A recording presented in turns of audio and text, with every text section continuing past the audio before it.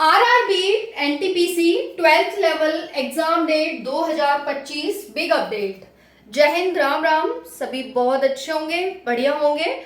और graduate level का exam सभी साथियों का लगभग हो चुका है, सभी दे चुके होंगे। और जिसका कल का है वो अपना कल दे लेगा, क्योंकि 24 जून लास्ट डेट है आपकी ग्रेजुएट लेवल एग्जाम की। तो भाई अब बात आती है अंडर ग्रेजुएट की, क्योंकि इस एग्जाम में काफी ऐसे साथी हैं जो सेंटर पर लेट से पहुंचे और वो एग्जाम नहीं दे पाए। जैसे किसी का दूर सेंटर पड़ गया है ना, ढूंढने में समय निकल गया, जल्दी शिफ्ट में था, तो बहुत सारे कारण से काफी साथियों का एग्जाम इस बार छूटा है। क्योंकि आप जानते हैं 50% समथिंग यहाँ पर एब्सेंट देखने को मिला है। तो वो अलग अलग रीजन से देखने को मिला है। कुछ ने जानबूझकर छोड़ा और कुछ का मतलब चाहते हुए भी छूट गया, है ना, मतलब न चाहते हुए भी छूट गया। तो ऐसी स्थिति में वो सभी साथी जिनका न चाहते हुए भी छूटा है, उनका पूरा जोश उमंग तरंग ग्रेजुएट अंडर ग्रेजुएट के लिए है कि चलो कोई बात नहीं, अब हम अंडर ग्रेजुएट को अच्छे से देंगे और उसकी तैयारी में लग जाते हैं। तो सभी साथी इसकी तैयारी में लग चुके हैं, जो भी इसके लिए मतलब लॉयल हैं और चाहते हैं कि हाँ अंडर ग्रेजुएट में हमको नौकरी लेनी है। अब देखिए, जो ग्रेजुएट लेवल वाला था उससे इसका पेपर भी इजी आएगा, है ना। हालांकि इसमें फॉर्म ज्यादा है, सीट कम है, लेकिन फिर भी पेपर इजी आएगा। और आपको एक सीट से ही मतलब है, कोई सारी सीट तो आपको हथियानी नहीं है कि भाई सारी सीट मेरी है या किसी और की है। वो तो एक एक सीट को सबसे मतलब अपना है।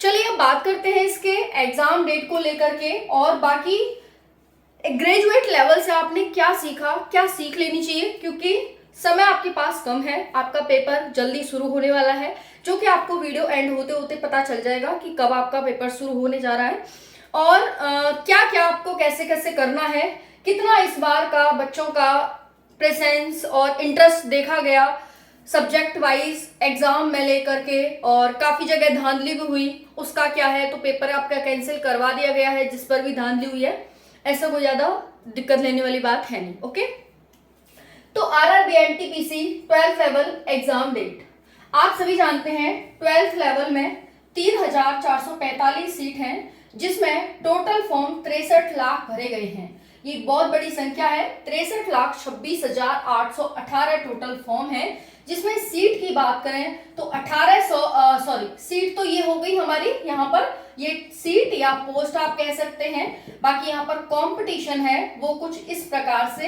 रहने वाला है। हर चीज आपको क्लियर करूंगी, थोड़ा सा पेशेंस धैर्य रखिएगा, क्योंकि बिना पेशेंस और धैर्य की जिंदगी में कुछ भी हासिल नहीं किया जा सकता। तो अगर आपको यहाँ पर इतनी इंपॉर्टेंट इंफॉर्मेशन लेनी है तो उसके लिए थोड़ा पेशेंस रखना पड़ेगा। तो भाई ये आपकी टोटल पोस्ट है, इतने टोटल फॉर्म है, और ये आपका कंपटीशन है। मतलब ऐसे समझो ये एक आपकी सीट है और इस सीट के लिए यहाँ पर लगभग इतना कंपटीशन रहने वाला है। 1836 बच्चा है। ओके, अब हम बात करते हैं साथियों, यहाँ पर 3 सब्जेक्ट ही हैं आपके, जैसे ग्रेजुएट लेवल में था जीएस, मैथ और रीजनिंग। जीएस में जो साथियों देखा गया, पहले रीजनिंग की बात करते हैं। 30 प्रश्न है, टोटल 100 प्रश्न आपके आ रहे हैं। उसमें साथियों 20 से 25 प्रश्न ऐसे हैं जो हर बच्चा कर सकता है। अब भाई स्टार्टिंग में ही किसी के हार्ड आ गया तो वो बच्चा उसी में अटका रह गया, वो उसकी गलती है। क्योंकि ये आपको पहले ही बताया जा रहा है पेपर से पहले ही कि आपके 20 से 25 प्रश्न इजी आएंगे और 5 से 7 प्रश्न ऐसे आएंगे जो आपको अटकाएंगे। उनको अगर आप छोड़ते हैं जिनमें आप अटक रहे तो आपका सिलेक्शन रुकेगा नहीं, तो इसलिए आपको उनमें अटकना नहीं है। तो 20 से 25 प्रश्न तो आपके इजी देखने को ही मिलेंगे, जो देखते ही आप कर दोगे, और 5 से 7 प्रश्न मॉडरेट टू हाई देखने को मिलेंगे। अगर आपको हो रहे हैं तो करिए, नहीं हो रहे तो छोड़िए, लेकिन इनसे सिलेक्शन रुकेगा नहीं। ठीक है जी। मैथ की बात करते हैं, 30 प्रश्न है, 20 से 25 प्रश्न इजी हैं, कर लेंगे उन्हें बच्चे अगर थोड़ी सी मेहनत करिए। देखिए बिना करे तो नहीं होगा कि आपने मेहनत नहीं करी और आप सोचे 20 से 25 प्रश्न इतने इजी हैं कि वो प्लस माइनस वाले तो है नहीं भाई, कि है ना, इतने भी इजी नहीं है। पर हाँ ये है कि आपने पढ़ाई करी है तो आप कर लोगे।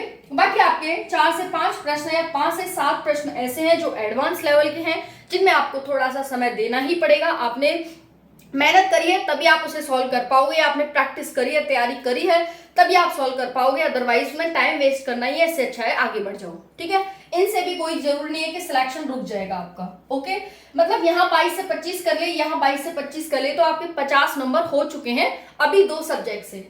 अब आइए जीएस पर, जिसका मतलब ये होता है गारंटेड सिलेक्शन। 40 क्वेश्चन इससे आ रहे हैं। 10 से 15 प्रश्न तो ऐसे हैं जो इजीली हो जाएंगे आपके, वही संविधान से रटे वटे क्वेश्चंस वही है सब, है ना। तो ये तो आप भाई कर लोगे 10 से 15 प्रश्न। अब आपके 50 से 60 से 65 क्वेश्चन तक आप पहुंच चुके हो। अब यहां तक तो हर कोई पहुंच रहा है, 60 से 65 प्रश्न तक तो हर कोई सही कर रहा है। अब शुरुआत यहीं से होती है, छटने की शुरुआत 65 नंबर के आगे से आपकी होगी। ये मैं हर किसी की बात नहीं कर रही, वैसे तो जोन वाइज कैटेगरी वाइज आपकी कट ऑफ वेरी करेगी, लेकिन साथियों यहां से आपकी छटने की शुरुआत हो जाती है, एक लमसम आइडिया। अब उसके बाद बाकी जितने भी हमारे 15 से 20-25 प्रश्न हैं वो सारे यहाँ पर आपके, बाकी देखो कंप्यूटर से भी आ रहे हैं, करंट अफेयर से भी आ रहे हैं, यहाँ पर मैंने कंप्यूटर से भी 4-5 प्रश्न आ रहे हैं, पॉलिटी से भी 4-5 प्रश्न आ रहे हैं, साइंस से भी प्रश्न आ रहे हैं, तो बाकी प्रश्न हैं। लेकिन उसमें ये प्रश्न है तो बच्चा, यानी अगर हम बात करें जीएस में 18 से 20 तक पहुंच पा रहा है ना जी, तो आपने 15 यहाँ पर कर लिए, अब आप वही 67, 68, 70 तक पहुंच पा रहे हो।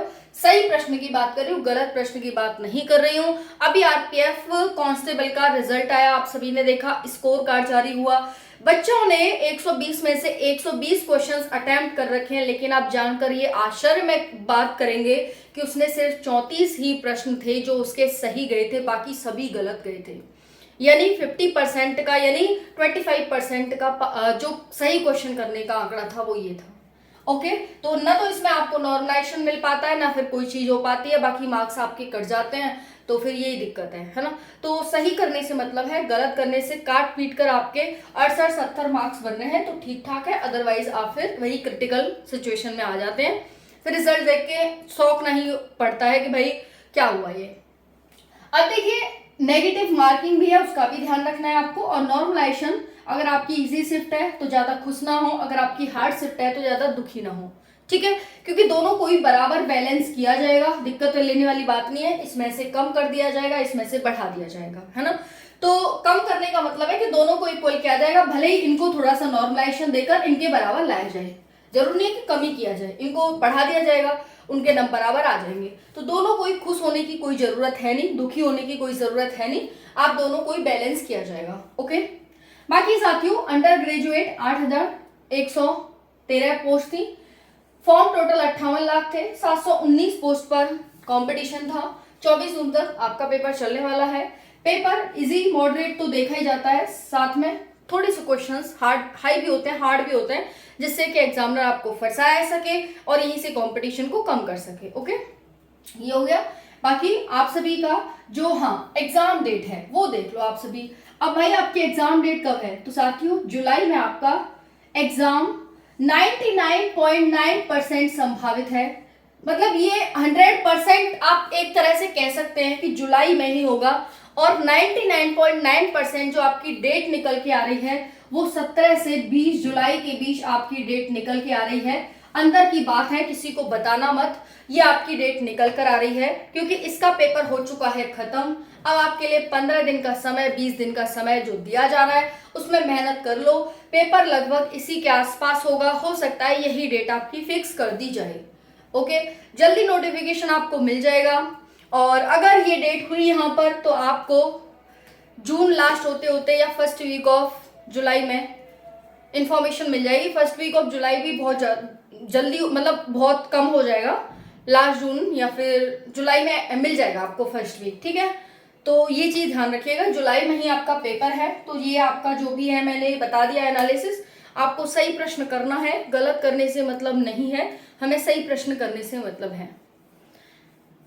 राधे राधे। वीडियो पसंद आती है तो लाइक जरूर करके जाएं, क्योंकि ये आपका कर्तव्य है एक तरह से, और इसका जरूर निर्वहन करें। राधे राधे।